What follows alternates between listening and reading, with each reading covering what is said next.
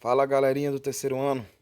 Pessoal, a dica do dia hoje é o estudo das macromoléculas, tá ok? Eu vou só lembrar o que a gente viu na semana retrasada e nessa semana que passou, que foi o estudo das proteínas e das vitaminas. A gente viu um aspecto geral, tá bom? Sabe que nesse esquema aqui, gente, uma quantidade de moléculas orgânicas que são estruturas muito grandes. Então a gente precisa estar atento, porque esse tipo de conteúdo, de proteínas, de lipídios, deixa eu só ativar a canetinha aqui para a gente poder dar uma noção. Ó, essa quantidade de estruturas como proteínas, como lipídios, gorduras, como polissacarídeos que são açúcares, a gente chama isso aqui de macromoléculas, né? Além da estrutura de DNA. Essa quantidade de informações, elas estão presentes em muitas questões e faz a integração dos conteúdos de química, biologia, atualidades, nutrição, meio ambiente e saúde. Então a gente tem que ficar atento, tá bom? Então vamos começar. Primeira coisa, gente, tá aqui as três situações que a gente vai estudar na apostila de vocês quatro. Por que que essas moléculas são consideradas macromoléculas? Porque elas são formadas pela união de moléculas menores, que a gente chama de monômeros. Olha o exemplo aqui da glicose, que é a moléculazinha muito pequena. Quando ela se junta em cadeia, olha aqui o tamanho, ela vai formar molécula de amido, molécula de sacarose, celulose. Beleza? Então são macromoléculas que chegam a ter até 3.000 unidades menores, com moléculazinhas pequenas. Olha no caso dos aminoácidos que nós estamos estudando agora, ó, os 20 aminoácidos essenciais, os 20 aminoácidos que a ingestão humana precisa, o organismo humano precisa, né? Glicina, triptofano, ácido glutâmico, tá certo? Lisina, aspargina. Esses monômerozinhos que estão representados com figuras diferentes, quando eles se juntam, ó, eles fazem moléculas. Para ser uma proteína, tem de 50 aminoácidos a 2.000 aminoácidos, formando uma cadeia peptídica. Olha o caso aqui das gorduras, ó. Olha o caso aqui das gorduras.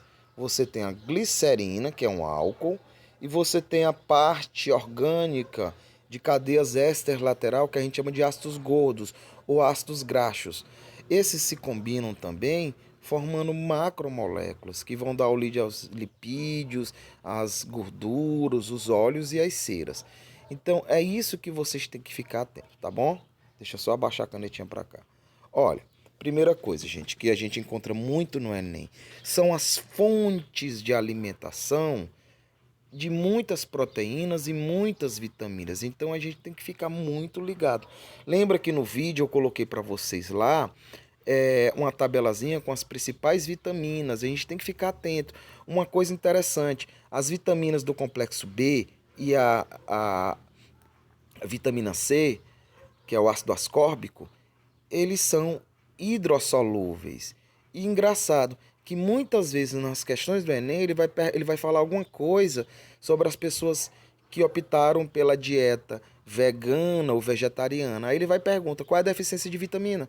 Aí você já sabe, B, complexo B. Grande parte das vitaminas do complexo B, que são hidrossolúveis, ou seja, se dissolvem na água e não são cumulativas no corpo, elas são de origem animal. Então fique atento com essa dicasinha para vocês, tá bom? Então vamos lá. Primeira coisa, gente, proteína tem essa estrutura básica aqui, ó. Você tem uma cadeia com um grupamento amino e um grupamento ácido, por isso que o nome é aminoácido.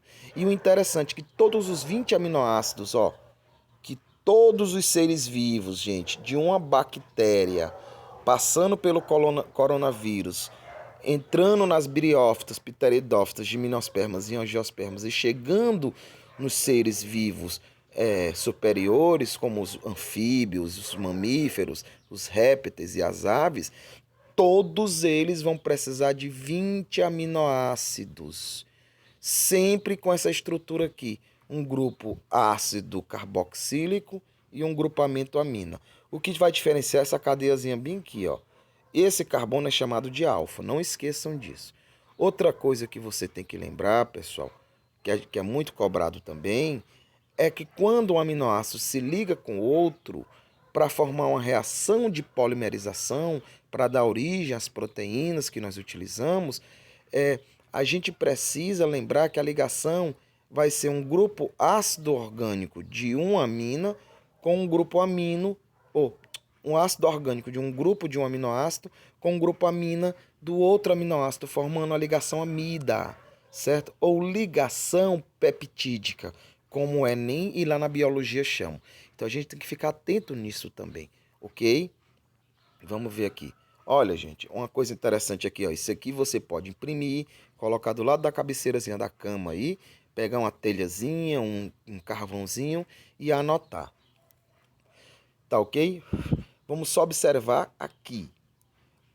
Olha os 20 aminoácidos aqui, gente. Eu vou colocar aqui para vocês os essenciais, tá bom? Ó, a glicina é essencial, a alanina é essencial, a leucina é essencial, a isoleucina é essencial, o triptofano é essencial, tá certo? Deixa eu ver o que mais. A fenilalanina é essencial, ó. Já vai 1, 2, 3, 4, 5, 6. Desses aqui, dos ácidos, o ácido aspartico, o ácido glutêmico não são essenciais. Mas a histidina para crianças e a arginina também são essenciais, ó. Já vai 1, 2, 3, 4, 5, 6, 7, 8. Depois, ó, tirosina, certo? A aspargina. Fechou, tá bom? 10 os essenciais. O que é que significa esses aminoácidos aqui? A gente precisa ingerir alimentos ricos nesses aminoácidos. Uma coisa interessante, gente, olha, a nossa dieta brasileira, o arroz com feijão, tem todos esses 20 aminoácidos. O interessante, o feijão simplesmente tem todos. Então, se você quer repor os aminoácidos, coma feijão todo dia. Ele tem todos. A diferença é que cadê ele bem aqui? A metiolina, ó.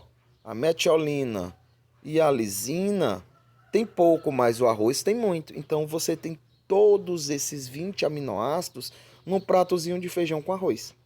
E aí, se você comer todo dia feijão com arroz, evitando comer sanduíche, cuscuz, essas coisas, você vai ter a reposição dos 20 aminoácidos. Precisa eu memorizar esses 20? Não. Mas o que você precisa entender, ó, é esse detalhezinho vermelho. Eu vou deixar na descrição do vídeo essa tabelazinha para vocês, tá bom? Os 20 aminoácidos importantes aí, ó. Os de amarelo, gente, são apolares, não se dissolvem em água. Os verdes são polares. Serina, treonina, cisteína, aspargina, glutamina e tirosina, todos são polares. Os aminoácidos básicos, ó, lisina, arginina e histidina. Os aminoácidos ácidos, o ácido aspartico e o ácido glutâmico.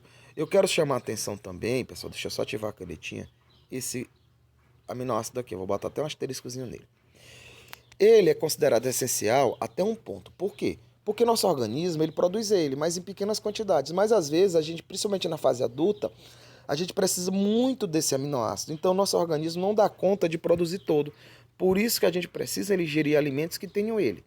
O que é que acontece com os alimentos ricos nesses aminoácidos? Quando eles chegam no estômago, eles são degradados e vão para o intestino. Naquela parte do duodeno, eles começam a ser absorvidos. E eles são mandados para dentro das células. Deixa eu só puxar bem aqui. Ó, eles chegam dentro da célula. Deixa eu só ativar aqui a canetinha. Eles chegam dentro da célula. Na célula, gente, eu tenho um núcleo com DNA. O DNA, ele tem toda a codificação para produzir as proteínas. E aí o que é que vai acontecer? O ribossomo, deixa eu só apagar aqui. O ribossomo, gente, ele tem esse formato aqui. Aqui vai entrar os aminoácidos, os ribossomos transcriptase vão produzir a moléculazinha de proteína. O que é que acontece com o coronavírus? O coronavírus, deixa eu só fechar aqui. O coronavírus, gente, ele entra dentro de uma célula e se apodera da estrutura do aminoácido. O seu RNA vai fazer com que os ribossomos produzam apenas as proteínas que lhe interessam, tá bom? Então fique atento nisso, que provavelmente essas situações vão ser cobradas na prova do Enem. Ok, os aminoácidos aqui essenciais, ó, para você quiser também memorizar. Então eles aqui. Aí, ó, os tipos de vitaminas que a gente precisa também. O que são vitaminas, gente? São moléculas de várias categorias que elas vão atuar como catalisadores. Olha, eu já vi situações do Enem falar o seguinte, que ao final do processo, uma vitamina, ela passa a ser consumida pelo corpo. Não, gente, se ela é um catalisador, ela é uma enzima, ela ajuda numa reação química e depois, no final do processo, ela é reposta, tá bom? Olha as vitaminas aqui, ó, vitamina A, né, que é a vitamina da visão, retinol, o complexo B, ele botou vitamina B1 aí, mas é o complexo B, que é muito comum em alimentos orgânicos, vitamina C, que é uma vitamina hidrossolúvel, ela é um antioxidante, ajuda no nosso sistema imunológico.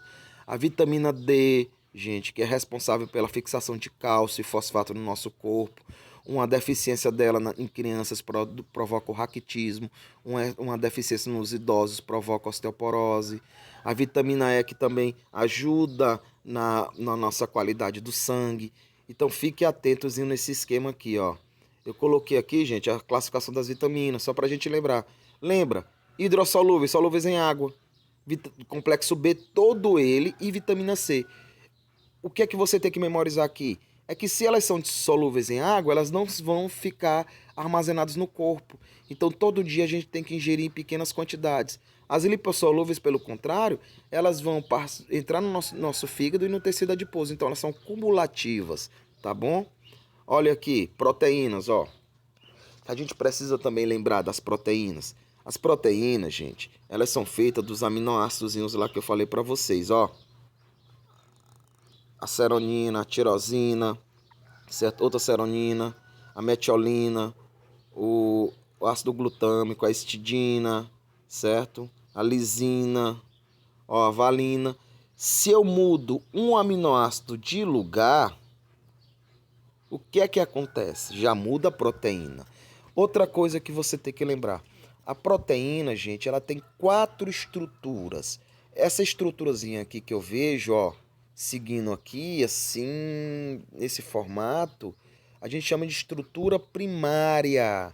Essa estruturazinha primária, gente, é muito interessante. Por quê? Porque vira e mexe nas questões do Enem, pergunta o seguinte: o que é que acontece quando eu desnaturo uma proteína? Ela volta para sua estrutura primária e perde sua ação biológica, ou seja, ela perde a característica dela para que ela foi formada. Se é para atuar no sangue, se é para atuar numa reação química, se é para atuar como catalisador, ela perde sua capacidade. Por que que isso acontece? A gente vai ver agora na estrutura secundária, ó. Olha a estrutura secundária de uma amina. Ela começa a se enrolar. Por quê? Porque as aminas, porque as proteínas, gente, elas vão fazer as ligações entre os aminoácidos por ponte de hidrogênio, algumas por força de Van der Waals, outras por formação iônica.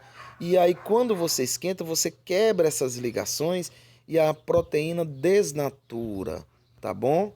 Outra estrutura, terceira estrutura tridimensional, é a estrutura de novelo, que a gente chama, que é onde acontecem as ligações intermoleculares propriamente dita.